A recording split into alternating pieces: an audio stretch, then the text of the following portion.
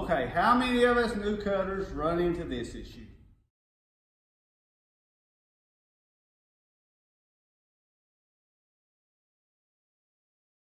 Hi, Marshall Smith again to show you just a few more tricks on how to make a good clean cut. In my previous video, I showed you about how to set up the torches, identify the tanks, the pressure settings, and all of that. Today, I want to talk to you just a little bit more in depth and show you what it takes to make a good, clean cut. I've always enjoyed the cutting process of welding. I feel that it's one of my stronger areas. So I just want to show you some of the things I do that may help you improve on your cutting. First thing, the torch that you prefer. I prefer this torch right here. It's got a Pure Ox. The next thing that is probably the most important is the tip size needs to be gauged to the thickness of metal that is being cut.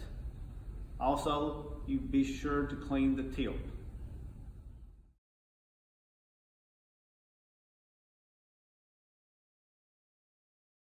Okay, now that we have established that we have the correct size tip in this torch for 1/4" metal, 1/4" tip, the next thing we need to do is use a set of tip cleaners to make sure that the holes within the tip are clean, free of debris. A lot of people get bad cuts and a lot of slag because of the tip being dirt. A little speck off the metal can actually get up on the center hole of the tip. The center hole is probably the most important part to clean.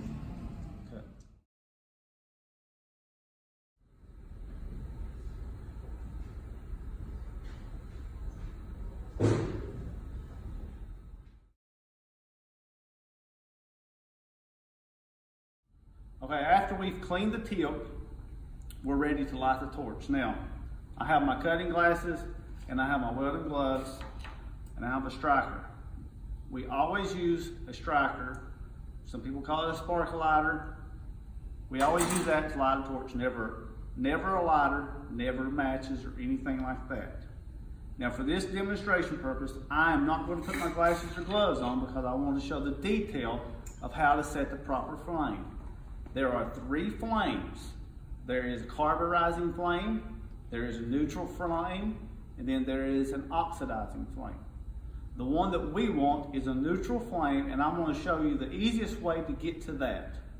First thing, turn your settling on, about a 1/2, 3/4 turn. Now, with all this coming out right now, I'm going to back this down just a little bit until I begin to see a little bit of black smoke coming out of the torch. Okay, I'm there. Now, I bring the oxygen in very slow, because if I turn it on too fast, I'm going to blow it out. Now, having done this for years, I know that I'm good right there. However, if you're new to setting up a torch, one thing that you need to be sure to do is you can leave it like this. This is called a carburizing flame. Now, depress the oxygen trigger. Now, with the trigger mashed, adjust your oxygen in until the flame gets to a sharp point.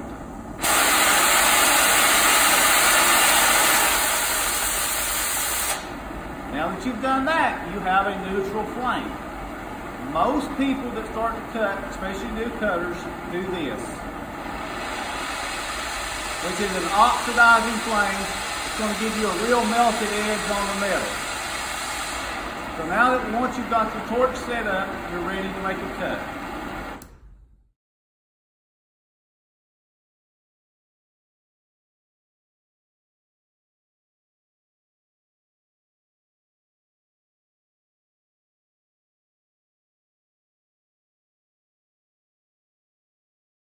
Okay, now that we have verified that we have the correct tip, we've cleaned the tip, we went through the procedure of how to get a neutral flame, I'm going to show you a technique that I like to use for having a good controlled cut throughout 6 to 8 inches. Most people want to grab the torch way up here. Don't do that. Let your hands get back here, that way you can extend and rotate. So pay close attention to my hands and elbow during this shot.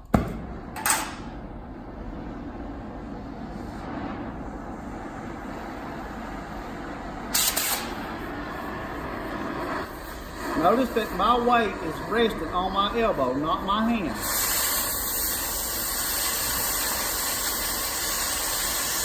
Notice my left hand placement on the torch.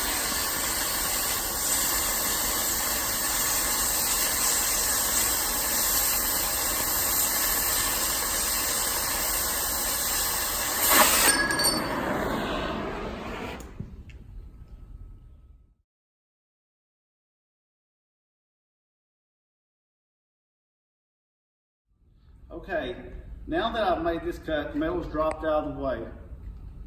At the end of the cutting video, you could see how the metal just dropped off out of the way. There is very minimal slag. You can look and see that the cut is pretty smooth. This is all due to proper setup. Having the correct size tip, making sure that the tip is clean, having your flame set at neutral, and using good body position and being comfortable will help you to get a better cut. This does take time, so don't get frustrated. Continue to practice this. I'm Marshall Smith. I look forward to sharing another video with you soon.